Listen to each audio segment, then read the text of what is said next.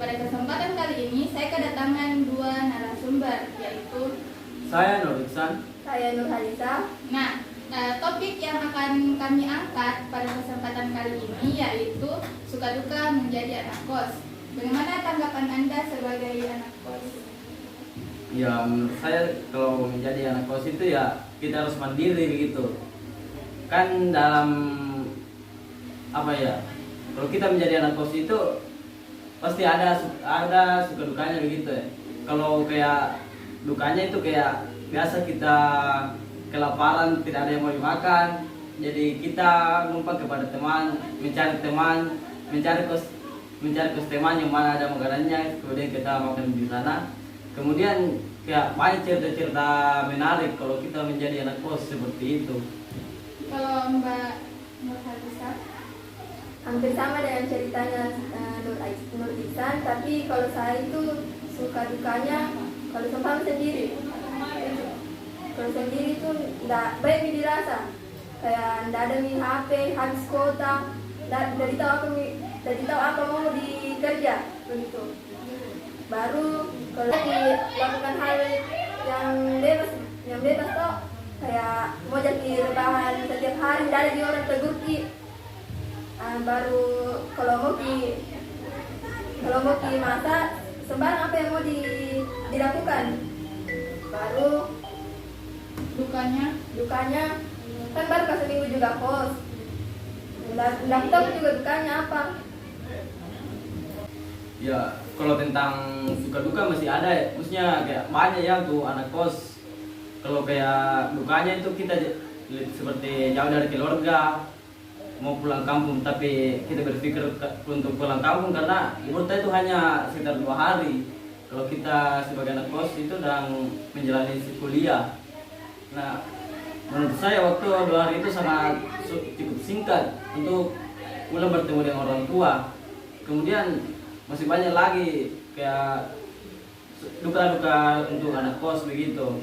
Kemudian kayak kayak Satu pertanyaan yang menjangkal di pikiran saya yaitu tentang kasus yang viral atau sempat memicu ketakutan di kalangan anak kos, yaitu seperti kasus yang terjadi di Samata, yaitu begal payudara, dan anak kos yang dibunuh oleh pacarnya di kosnya. Bagaimana tanggapan Anda tentang kasus tersebut? kalau mengenai tentang kasus itu saya juga pernah membaca atau mendengar kasus tersebut. Jadi menurut saya itu kembali lagi pada diri kita masing-masing. Bagaimana kita mencari tempat kos yang aman, dan kita lihat juga apakah kos ini sekitar kos ini rawan terhadap begal-begal yang seperti itu atau kejadian seperti itu. Nah, kemudian kalau kita mau menjadi anak kos dan mau menghindari peristiwa-peristiwa seperti itu, ya kita mestinya mencari kos-kos yang lebih aman, yang lebih tepatnya kayak ada penjaganya kayak security yang 24 jam menjaga begitu, supaya kemana peristiwa-peristiwa seperti itu tidak terjadi lagi. Jadi itu kembali pada diri kita masing-masing. Mbak Halisa sebagai perempuan, bagaimana tanggapannya tentang kasus ini? Kalau saya pribadi, aku ambil pelajaran nih itu yang terjadi sama yang sudah terjadi itu. Baru kalau kosku saya itu ada aturannya, dan nggak bisa masuk kalau lewat di jam 10, nggak bisa juga keluar begitu. Baru ada juga batasannya untuk laki-laki, nggak bisa masuk. Khusus kos putri. Iya. Nah, sebelumnya saya ingin bertanya kepada teman-teman, mungkin asal daerah Anda dari mana?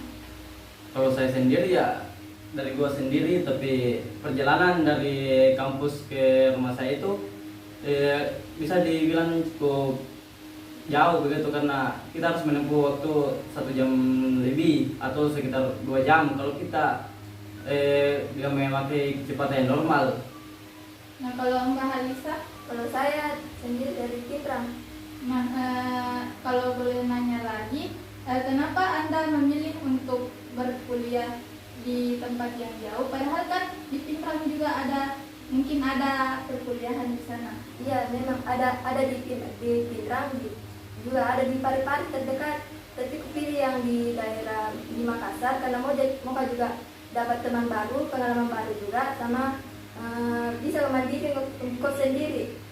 Karena kalau menurut saya tuh kan dari kecil sama kan nenekku, nggak sama orang tua, jadi mau lepas begitu sama nenekku, nggak mau ketergantungan. Nah, itulah tadi perbincangan singkat kami. Saya Aiska Sahra pamit undur diri. Bye bye guys.